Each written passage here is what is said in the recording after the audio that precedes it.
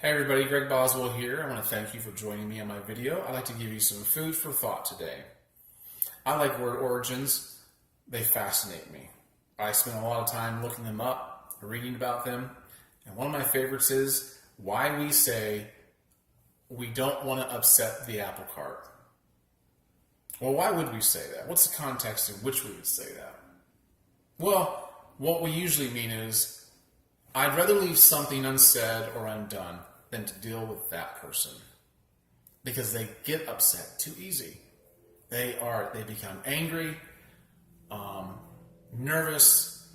They make everyone around them pay. You know who they are because you're walking on eggshells every time you're around them. If you can imagine the tipping over of an apple cart, apples are everywhere. Somebody's upset. There's a huge mess, and all equals drama. Somebody's going to pay.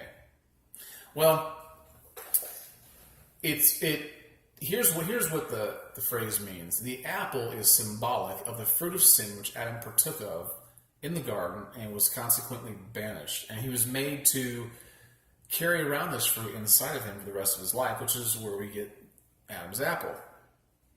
All right, the cart is symbolic of the human body, which is the vessel in which the fruit resides.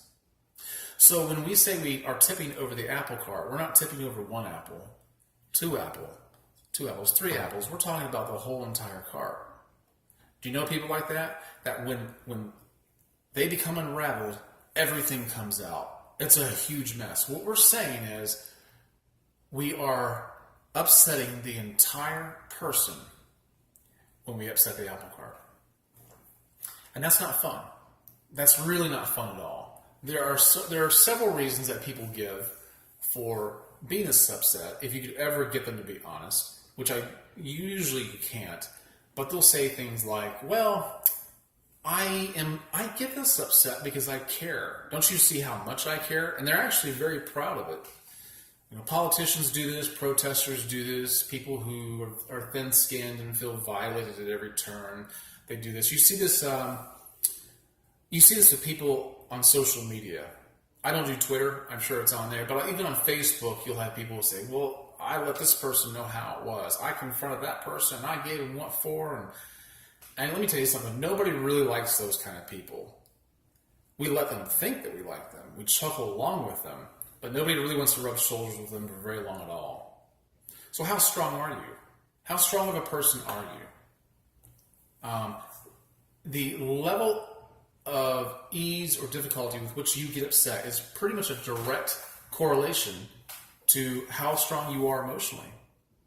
Another reason that people give is, this is who I am. This is my personality. Are you suggesting that you really want me to be somebody other than who I am? See, now you're the bad guy because you don't want them to unleash every emotion. See, they don't want to suppress any kind of emotion. There's a virtue in doing that. There's a virtue in suppressing emotions. I'm not suggesting that you don't acknowledge that they're there. I'm not suggesting that you don't deal with them at all. What I'm suggesting is that you manage them, that there's a time and a place for handling them. But you must handle them. And that's what you have to do to grow as a person. In fact, these people will suggest that the only virtue is no boundaries at all.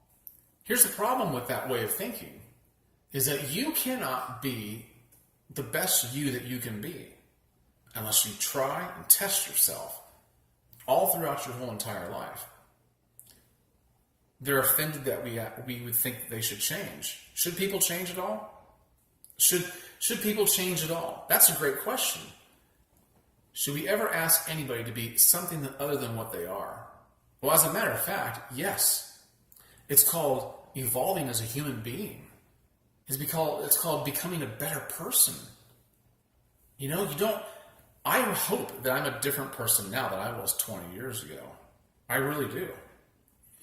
So, yes, there is a virtue in suppressing emotions that are very negative, that are very toxic, that are very damaging to another individual.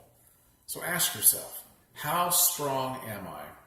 If you're a person who doesn't get upset easily, you're probably very responsible.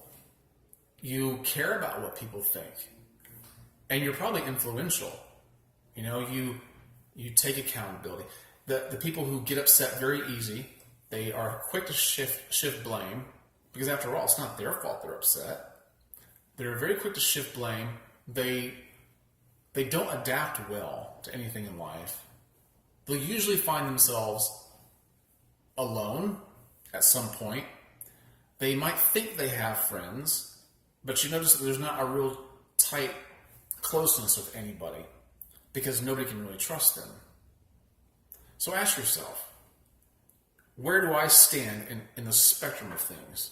Do I get upset easily, or does it take a lot? It's okay for apples to fall out every now and then. It's okay for them to hit the ground. But you're not showing anybody that you care by tipping over, letting everything tip over, letting your apples go all over the place, and people have to stumble over them to get to you or past you.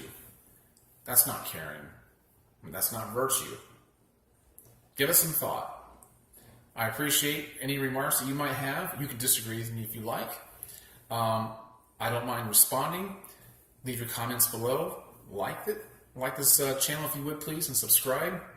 And I'll be seeing you again on the next one. Thank you.